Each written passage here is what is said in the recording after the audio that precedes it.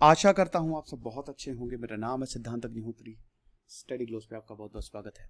तो हम micro small and medium enterprises MSME की बात करेंगे। तो भाई, सरकार ने फ्रेश गाइडलाइंस निकाली है होलसेल और रिटेल ट्रेडर्स के लिए, ठीक है, जो कि micro small and medium enterprises में रहती हैं, ठीक है। अब होलसेल आपको पता ही है, होलसेलर कौन होता है? जो जहां से डिस्ट्रीब्यूशन शुरू हुआ, ठीक है ना, जहां से डिस्ट्रीब्यूशन, रिटेलर्स दुकान वाले, ठीक है ना। होलसेलर्स कौन? होलसेलर मतलब होता है डिस्ट्रीब्यूटिंग, जहां से कहते हैं ना होलसेल पे ले लो, दुकान से पहले जो डिस्ट्रीब्यूशन चेंज है वो है होलसेल, ठीक है। और रिटेलर्स दुकान, मतलब जहां से चीजें बिकती हैं, समझ रहे हो? तो ये होलसेल और रिटेल में कंफ्यूज नहीं होना है। जो इंसान पब्लिक को गुड्स दे, जो लोगों को गुड्स देगा, बेचेगा, वो है रिटेलर। और जो वो गुड्स उसके पास कहां से आएंगे, वो होलसेलर देगा उसे, समझे? तो अब फ्रेश गाइडलाइंस निकाल दी है होलसेल और retail trades and micro small and medium enterprises. तो अब अगर MSME की बात करें तो क्या है MSME? Micro small and medium enterprises, छोटे उद्योग और लघु उद्योग। 2006 में इसको बनाया गया था MSME। और आज ये MSME सेक्टर जो है वो बहुत सारे लोगों को रोजगार दे रहा है, बहुत सारे लोगों को। अब MSME सेक्टर की बात करें तो अभी इस समय काफी बड़ा सेक्टर है और भारत की इकोनॉमी में इसने बहुत बड़ा रोल प्ले किया है। इस समय आप समझिए कि 6.5 करोड़ के आसपास MSME है। पूरी GDP का 1/3, 33% ये कंट्रीब्यूट करते हैं। और आप ये 100 लगभग 11 से 12 करोड़ लोगों को जॉब्स देते हैं। तो MSME सेक्टर बहुत ही ज्यादा इंपॉर्टेंट है, समझे आप? ये चीज है। आपको एक और कुछ चीजें और बताता हूं मैं MSME सेक्टर के लिए, कि जो जर्मनी और चाइना में ये MSME सेक्टर बहुत तेजी से आगे बढ़ रहा है। 50 से 60% वहां की GDP का आधा है, समझ लीजिए। तो पहले तो आप देख लीजिए कि MSME होता क्या है। अगर आप छोटा बिजनेस कर रहे हैं, माइक्रो, बहुत ही छोटा, तो 25 लाख आपकी जो इन्वेस्टमेंट लिमिट है। भाई, MSME क्या मैन्युफैक्चर करेंगे, कुछ बनाओगे ना, तो 25 लाख से कम मैन्युफैक्चरिंग लिमिट, ठीक है। इन्वेस्टमेंट लिमिट क्या है सर्विस सेक्टर के लिए? ये इन्वेस्टमेंट लिमिट है मैन्युफैक्चरिंग के लिए। देखो, या तो आप कुछ बनाओगे या आप सर्विस दोगे। जैसे मेरा एजुकेशन है तो मैं सर्विस दे रहा हूं, मेरा सर्विस सेक्टर है।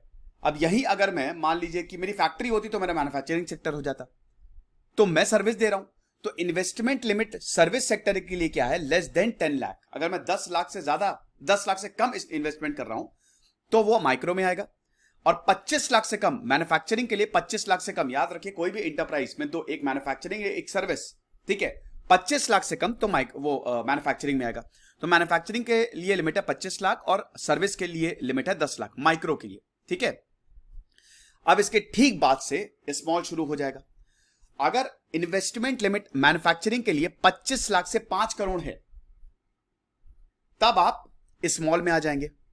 यही अगर इन्वेस्टमेंट लिमिट सर्विस सेक्टर के लिए 10 लाख से 2 करोड़ है, तो आप सर्विस में आ जाएंगे। मीडियम के लिए आप देखिए, मीडियम के लिए सबसे ज्यादा होगा 5 करोड़ से 10 करोड़ मैन्युफैक्चरिंग के लिए, और सर्विस सेक्टर के 2 करोड़ से 5 करोड़, समझिए आप। तो आपको अगर मैन्युफैक्चरिंग की बात करें तो 25-5 याद रखिए, 25-5-10, ठीक है।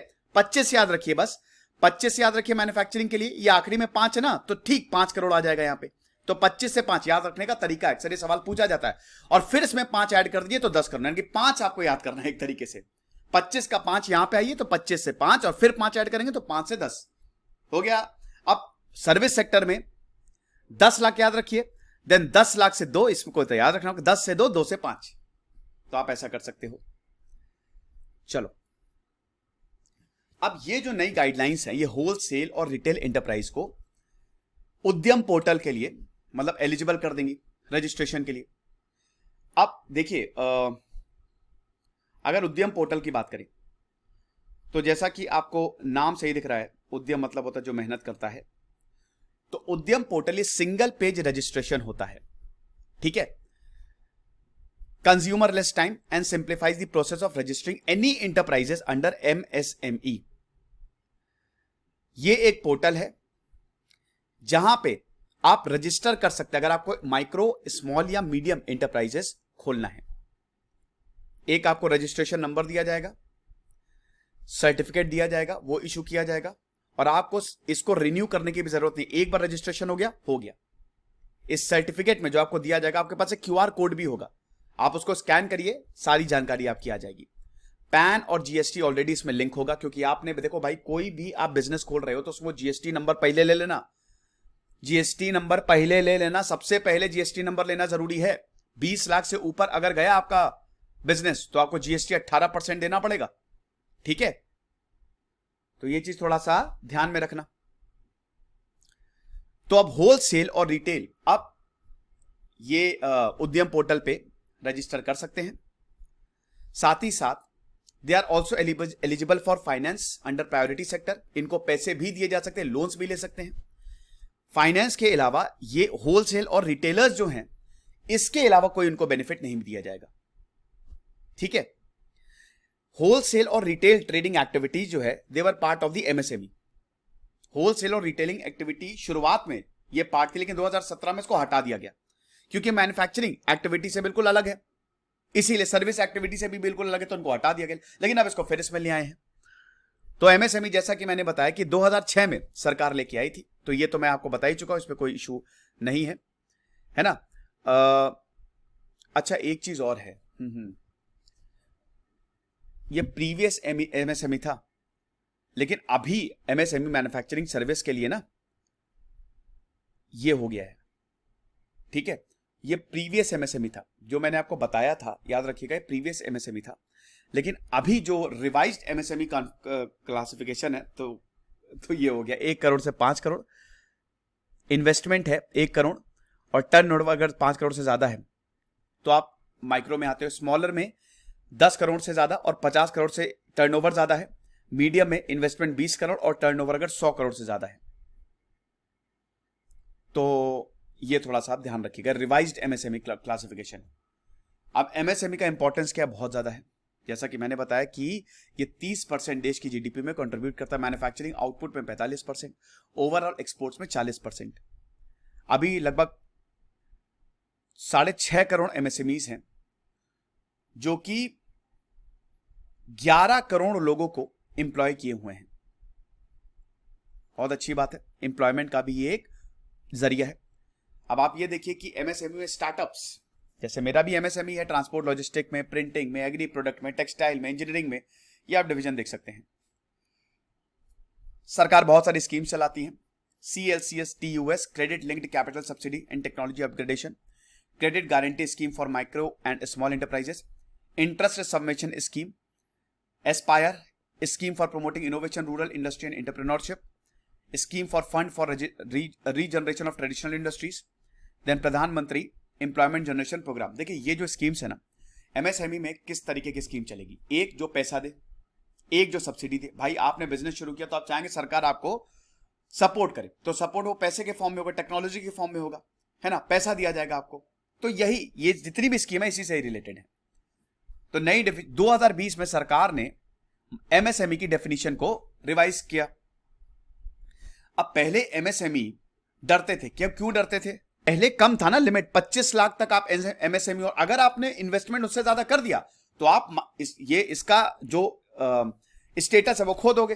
भाई माइक्रो मतलब छोटा लघु उद्योग, मतलब आपने 25 लाख का इन्वेस्टमेंट किया, अब हो सकता है आपने 35 लाख का कर दिया, तो आप जैसे ही आप स्मॉल में आ गए, तो अब इसको बढ़ा के 1 करोड़ कर दिया है। तो अच्छी बात है। अब MSME ये जो डेफिनेशन है, इसमें होगा क्या कि अब आप माइक्रो में ही रहोगे, और जितना माइक्रो में रहोगे तो आपको ज्यादा सरकार जो है वो फैसिलिटी देगी, क्योंकि आप छोटे हो ना, अभी आपका छोटा बिजनेस है। तो कहने का मतलब है दायरा बढ़ा दिया MSME का, इससे बिजनेस को बड़ा फायदा हुआ है ये चीज। फिर उसके बाद मैन्युफैक्चरिंग और सर्विस इंटरप्राइजेस का जो रिस्ट्रिक्शन उसको एलिमिनेट कर दिया गया है, और जो इन्वेस्टमेंट क्राइटेरिया है उसको भी रिवाइज किया गया है, टर्नओवर क्राइटेरिया भी रिवाइज किया गया है। तो अच्छी बात है, आप इसको ऐसे समझ सकते हो जैसे जीएसटी 18 लाख में देना है। अब अगर सरकार बोल दे कि 40 लाख में जीएसटी दो तो और लोगों को फायदा होगा ना, कि अच्छा बहुत बढ़िया बात है, इनडायरेक्ट अब इतना टैक्स बच जाएगा तो हम और बिजनेस फैलाएंगे। यही है, इसमें क्राइटेरिया बढ़ा दिया गया है। टर्नओवर आपका 10 करोड़ होना चाहिए, माइक्रो से शुरू कर रहा हूं। 1 करोड़ अगर आपका क्या कहते हैं कि इन्वेस्टमेंट है, तब पहले 25 लाख था जैसा कि मैंने बताया। तो अभी सरकार क्या स्टेप ले रही है? सबसे पहले तो credit access, credit line guarantee scheme ये लॉन्च की है। सितंबर तक ये वैलिड है, 3 महीने के लिए। इसमें collateral free additional credit support मिलेगा। कोलेट्रल फ्री मतलब, कोलेट्रल मतलब क्या होता है? जब भी आप लोन लेने जाते हो, आपको कुछ ना, ऐसे तो लोन देंगे नहीं, आपको कुछ ना कुछ गिरवी रखना पड़ता है ना, उसी को कहते हैं कोलेट्रल। तो अब आपको कुछ गिरवी रखने की जरूरत नहीं है, आपको एडिशनल क्रेडिट सपोर्ट मिलेगा। स्पेशली वो एमएसएमई जो कोविड की वजह से परेशान है। अभी आप समझिए कि ईसीएलजीएस ये 1.5 लाख करोड़ तक एक्सपैंड किया गया है। 1.5 लाख करोड़ तक आपको क्रेडिट, आपको नहीं मतलब पूरी एमएसएमई को मिला के इतना मिलेगा। ठीक है, तो ये चीज, हालांकि जो गारंटी है वो 3 लाख करोड़ से लेकर 4.5 लाख करोड़ तक है।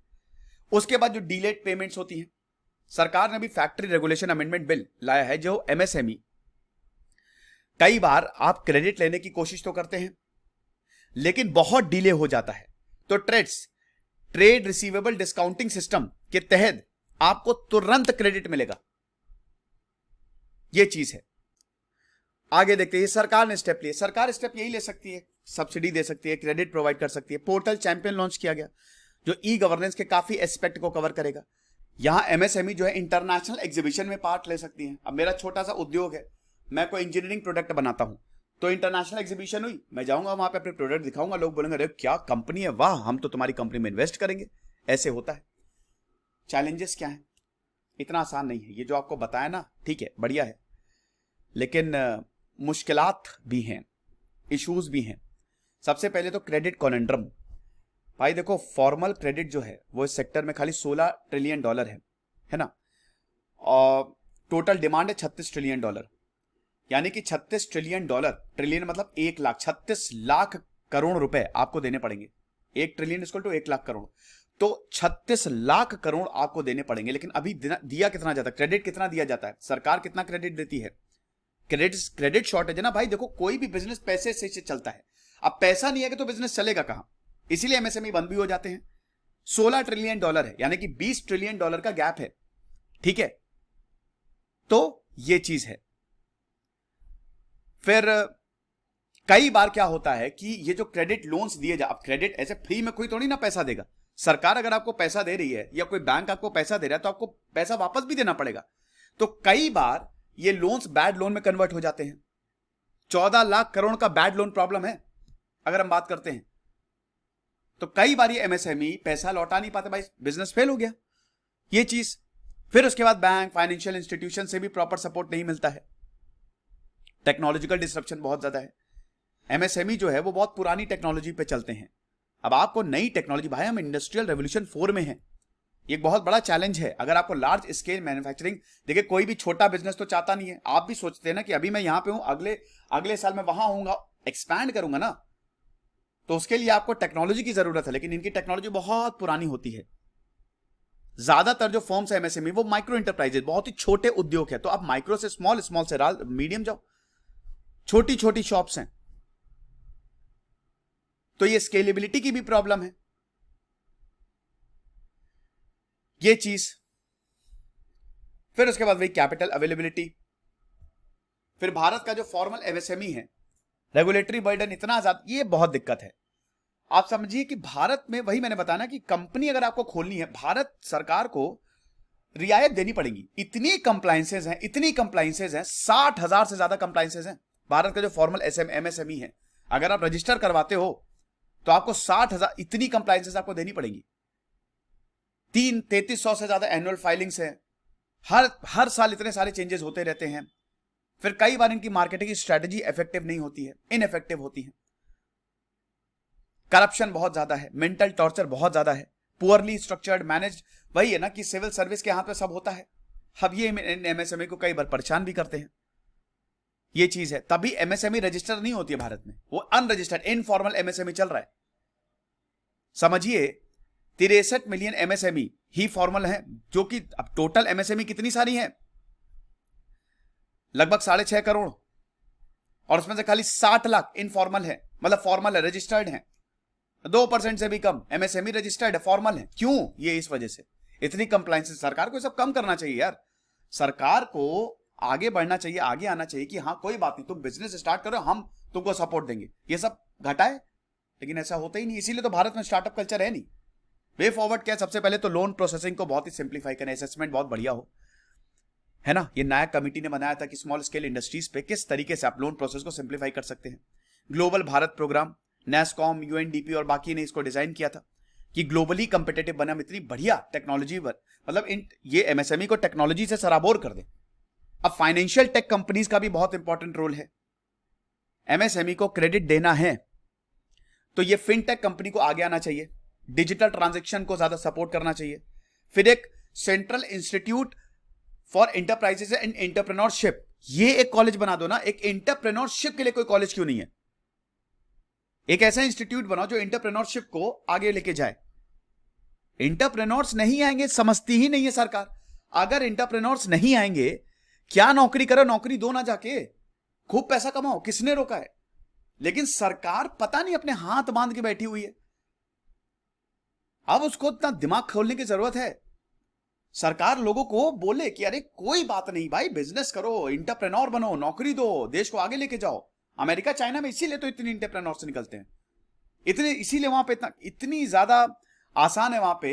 अगर आप स्टार्टअप करना चाहते हैं कि क्या बताएं,